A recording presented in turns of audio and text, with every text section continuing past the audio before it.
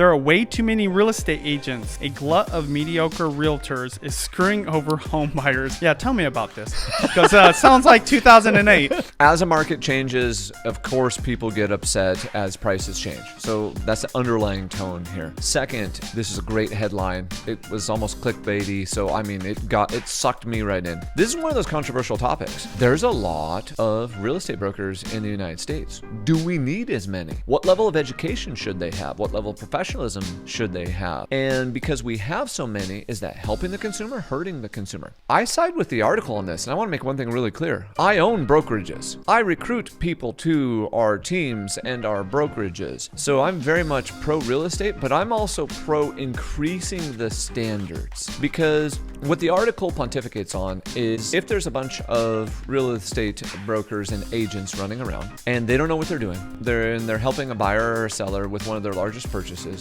they're hurting them. What it gets wrong is it says too many brokers doesn't drive down the commission. I was like, that's a supply and demand argument. You're thinking about it wrong.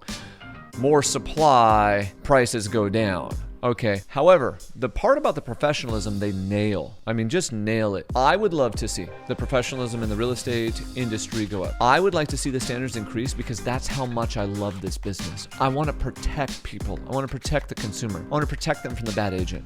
And so at the end of this, I have a list of questions, things that people could ask to help to protect themselves. Just to go through it real quick. A high number of agents does increase competition. I don't think we need as many as we have, though. And according to the National Association of Realtors, basically since like 2010, we've got probably, this is an Anton guess, 400,000 to 600,000 more than we actually need based on the available size per agent. Cool, leave my industry or become more professional. 2, let's get the education standards increased. You could either make it cost more money, require a college education. 3, I love the idea of apprenticeships. Most brokerages, they bring people in, they educate them, but there's not enough time to hold that person's hand. So what if, you've been in the industry 20 years and I'm brand new and I come in, now have to work for you for 2 years before I can work on my own.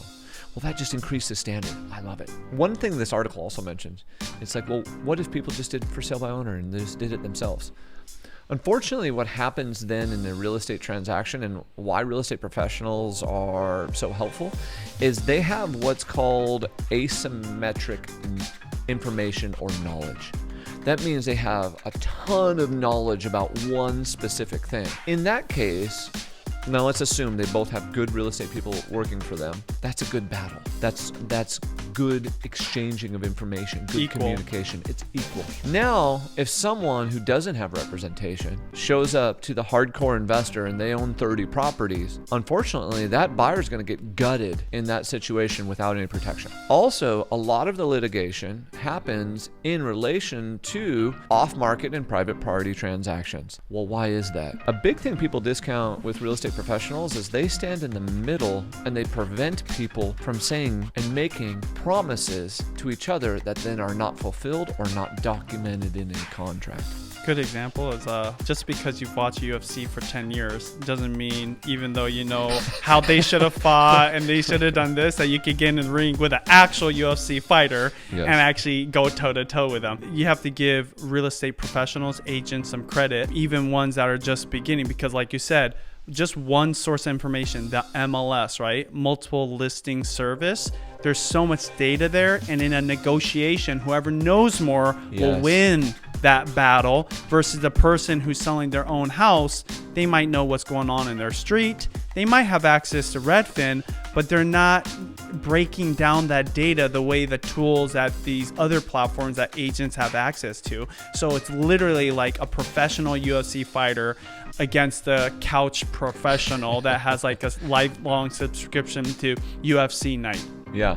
These comments are not directed against new agents. Realize there are new agents who are phenomenal because they maybe understand business, or they come at it and they start attacking it like a business. They show up every day, they go to scripts, they get education, they get mentorship, they get coaching, or they're a part of a successful team, or they plug into their brokerage. So there are new people who do phenomenal jobs. But in a market like this, you need someone like an Anton who is in it 24/7. literally waking up and looking at stats. When things pop up, how many times have you like, did you see this, right? Like you need those people that are obsessed about it, because that's the difference between making the right offer and making a horrible offer. Listing your house at the right price to accomplish your goals versus it being on the market for 6 months. Yep. That is probably one of my number one questions, and that's one of the ways to expose somebody that's a wannabe. The only way around it, and this is a little tidbit for the part-time